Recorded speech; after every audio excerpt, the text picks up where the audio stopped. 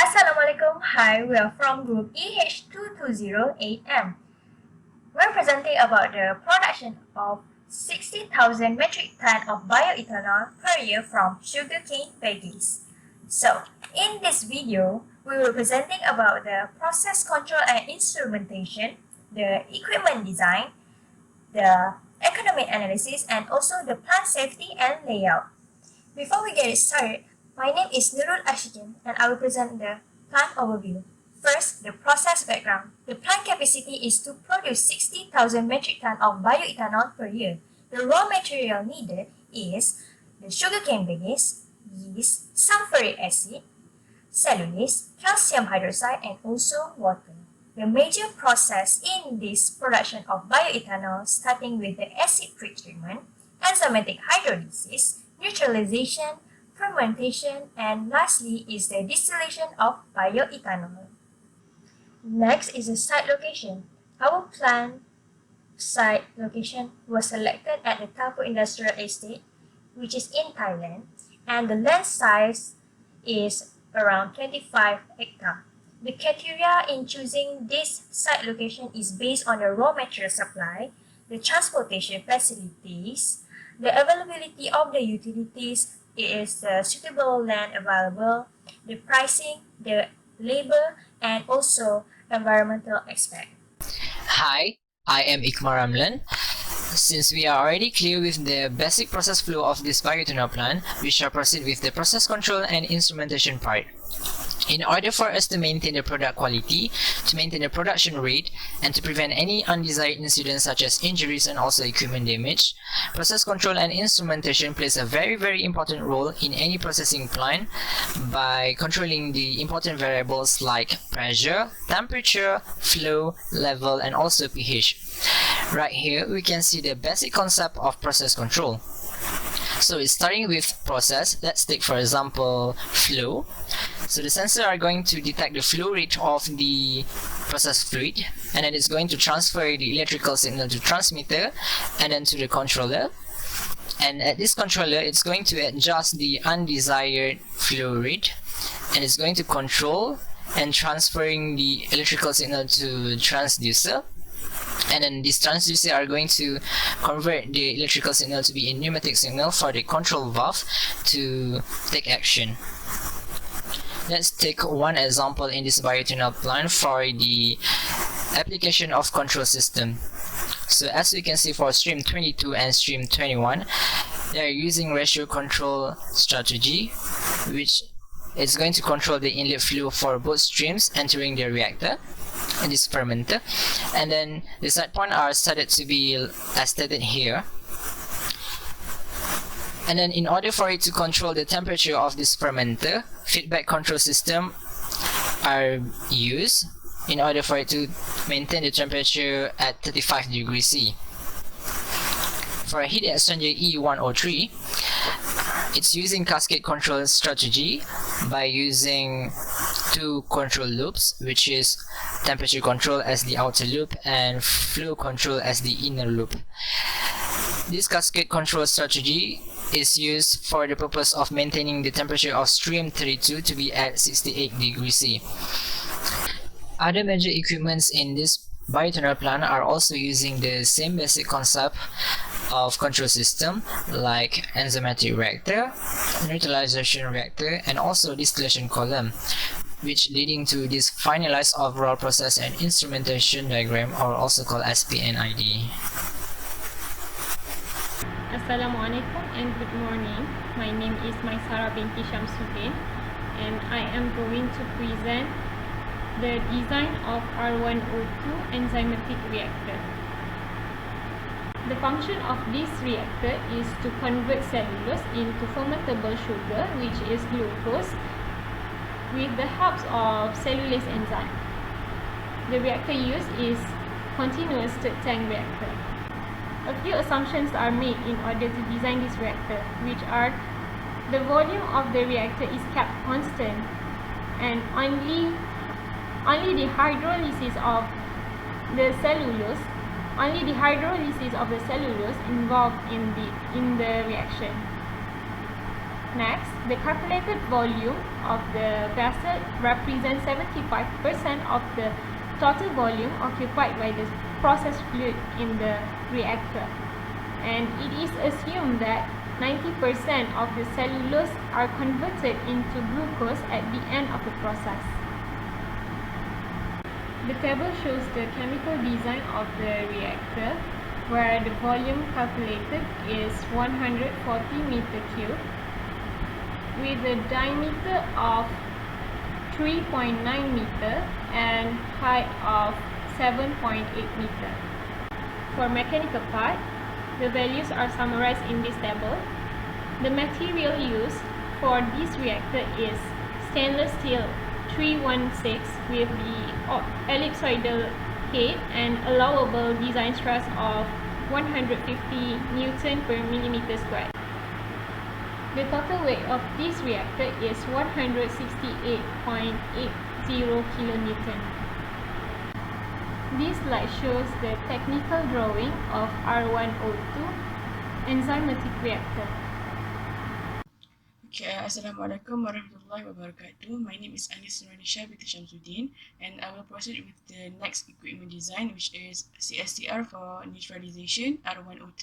So, the reactor is designed to neutralize the acid effluent from the acid pretreatment by using calcium hydroxide.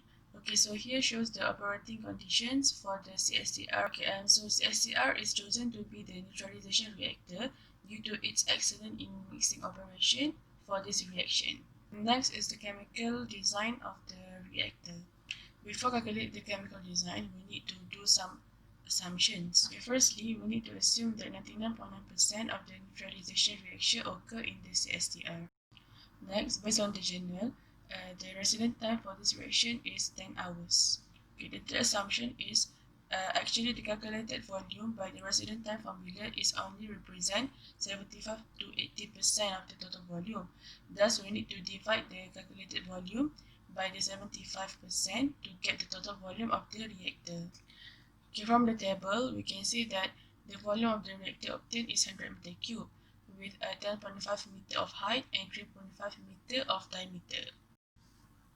Since the product produced from this reaction is in the slurry phase, thus the pitch blade turbine is the most suitable to be used as the agitator, as it excellent in mixing the slurry. Next, I will proceed with the mechanical design for this reactor. Some of the comparison of the type of material have been conducted, and SS316 is the most suitable for this reactor because it can resist most of the content of the reactor, especially can resist sulfuric acid and also calcium hydroxide. So based on the chemical and mechanical design, so here are the AutoCAD drawing for the CSTR for neutralization reactor. Next, the equipment design for fermentation process, which is the fermenter. The purpose of the fermenter is to convert the glucose and xylose into our desired product, which is the bioethanol. There's a few chemical reactions that involve in this fermentation process.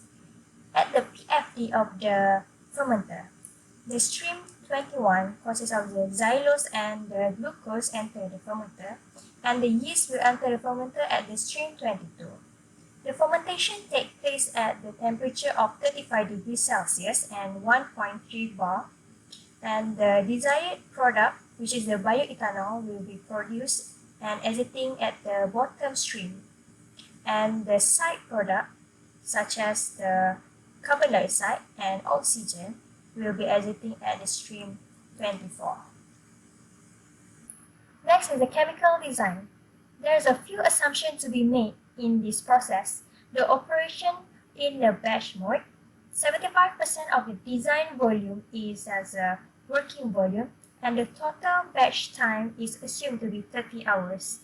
As we can see in the chemical design specification, the type of reactor is used is a batch stirred tank reactor, and the volume for the fermenter is 98 meter cube, and the diameter is 3.5 meter, and the height is 10.5 meter.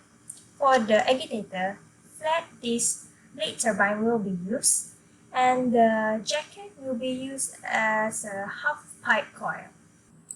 Next is the mechanical design. As we know that the fermentation process takes place at the temperature of 35 degrees Celsius, but in the mechanical design will be considered in the sterilization condition, which is at the temperature of 130 degrees Celsius and the pressure is 3 bar.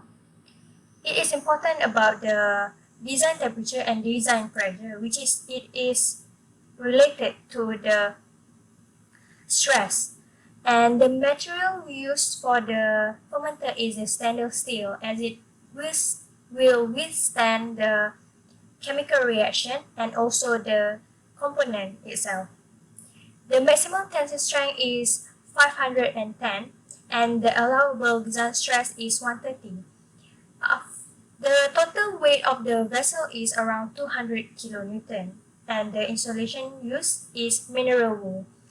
So in analyzing the stress, it is conclude that the vessel will withstand the stress and it is reliable to construct the fermenter and proceed the fermentation process. Next is the AutoCAD drawing for the fermenter. Moving to the fourth major equipment of this bioethanol plant, heat exchanger E103. The main purpose of this heat exchanger is to increase the temperature of processed fluid from 25 degrees C at stream 31 to be at 68 degrees C at stream 32 before being injected to the next process, which is the distillation column T101. The heating fluid for this heat exchanger is saturated steam, which being injected at 152 degrees C. The value of this saturated steam is adapted from SuperPro Designer simulation. Based on Tubular Exchanger Manufacturer Association, or called as TEMA, the most suitable type of heat exchanger used for this purpose is shell and tube heat exchanger AES type.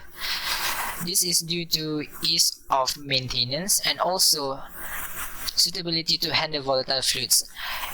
Here we can see the assumptions used for chemical and mechanical design calculation for heat exchanger E103. For the saturated steam, it is located at tube side due to high temperature and pressure as compared to the process fluid, and also the viscosity of saturated steam is lower than the process fluid. With a heat load of 340.2 kW obtained for heat exchanger E103, here are the design summary, here are the chemical design summary that we obtained, and the number of tubes obtained are 38. The calculation used for this chemical design are obtained from are referred to CNOT 2005. The heat transfer coefficient are at 575.147 watt per meter squared per degree C. And then for mechanical design, the purpose of mechanical design data is to obtain the dimensions of heat exchanger and also to obtain the suitable material of construction. The material of construction for both shell side and tube side are stainless steel 304. This is due to the suitability to handle acetic acid contained in the process fluid. By using this mechanical design summary data, here is the technical drawing for heat exchanger E103. Hi, I'm Nur Fatiha Abdurrahman, and I'll be presenting the equipment design for T101 distillation column. Firstly, T101 is meant to separate ethanol and water mixture that are most likely to form isotopes. So due to this presence of isotope, simple distillation method cannot be used. Therefore, we use isotropic distillation method, where entrainer is added to the system for a better separation of ethanol and water and a higher purity of ethanol yield. So let's take a look at a T101 inlet. There are mostly ethanol and water and a very small impurities that are xylitol, acetic acid and glycerol. So as a product of this distillation process, ethanol will exit the bottom stream of the column, and the water and cyclohexane, which is the entrainer, will exit the column at the top stream. So cyclohexane is chosen as our entrainer because of its nature of being less toxic and less harmful. Usually, benzene is being used for isotropic distillation of ethanol, but cyclohexane is now mostly preferred. Okay, let's move to the chemical design summary for T101. There are process condition details, column specification, and beer design. So, important parameters for distillation process such as feed, bottom, and distillate temperature, as well as the minimum reflux ratio and the dew and bubble point are among the important factors that need to be calculated in this process condition. So, as for the column specification, plate area, the column height is calculated.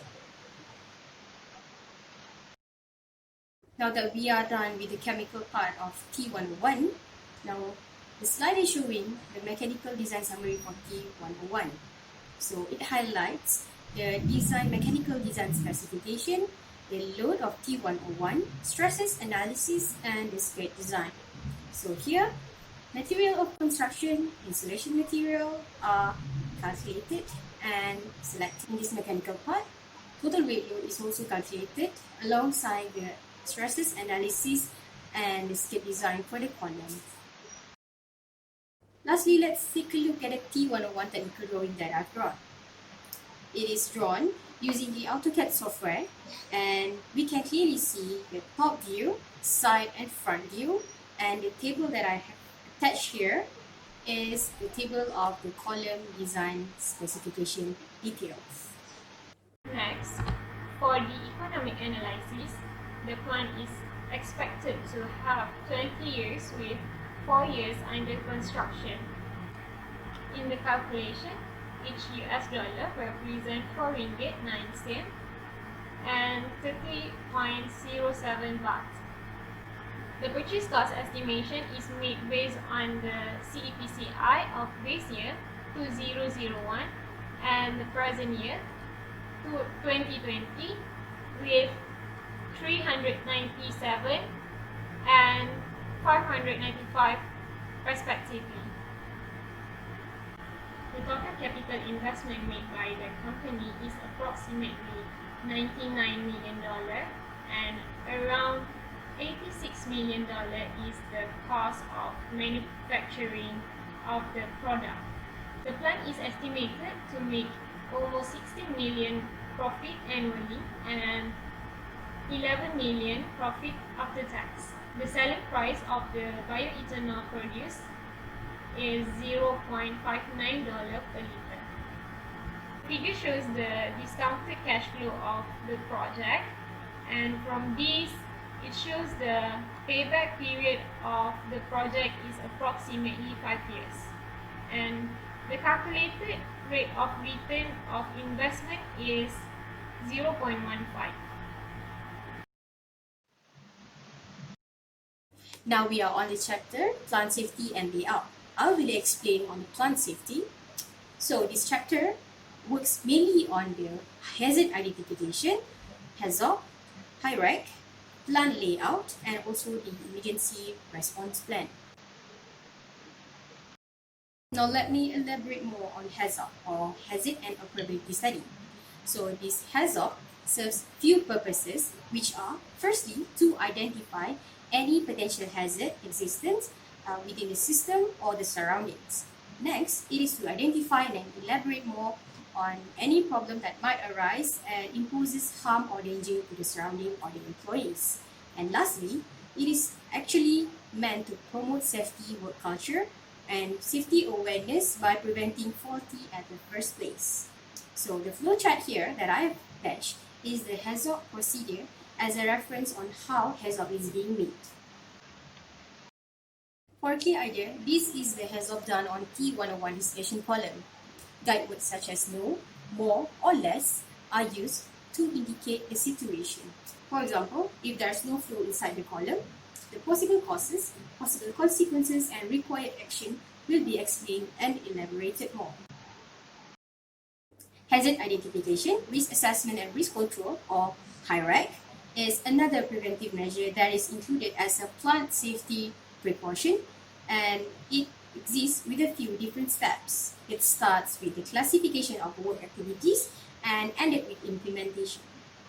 In HIREC, likelihood of an occurrence, severity of hazard, and risk assessment are rated from a scale 1 to 5. Now we are looking at the HIREC form for R103 or the neutralization reactor. In this form, hazard of any work activities are listed alongside the rating of likelihood, its severity, and risk. This rating will be then referred for a risk control, and that is how control measures are constructed. That's all from me. Thank you. Okay, so I will proceed with the plan layout. So the proposed plan layout is estimated to be used up to 20 acres. Meanwhile, the remaining will be reserved as future expansion area. Okay, so actually our plan is proposed by creating a proper zoning area, which is to distinguish and separate between safe and dangerous area in our plan. Okay, so our plan is divided into 3 different zones, which are first red zone, green zone, and also yellow zone. The red zone is marked as the most dangerous area, meanwhile the yellow zone is marked as slightly dangerous area, and the green zone is marked as the most safest area in our plan. Okay, next I will proceed with the evacuation route plan for our plan. Okay, so the evacuation route is a way to get out of a building when there is accident happening. Okay, so as you can see here, so the person who are located at this area will be assembled at assembly point 1. Meanwhile, the workers who are located at the administration office and also medical station will be assembled at assembly point 2. So here shows that the workers who are located at raw material storage and also loading area will be assembled at assembly point 3. Okay, so here shows the transportation route plan for our plan. Okay, so in our plan, for safety purpose, we plan to use a different route for lorry and cars. So as you can see here, the brown line indicate for the car routes, which is it will enter at the main entrance and exit at the back gate 1. Meanwhile, for lorry, it will enter and exit at the same back gate 2.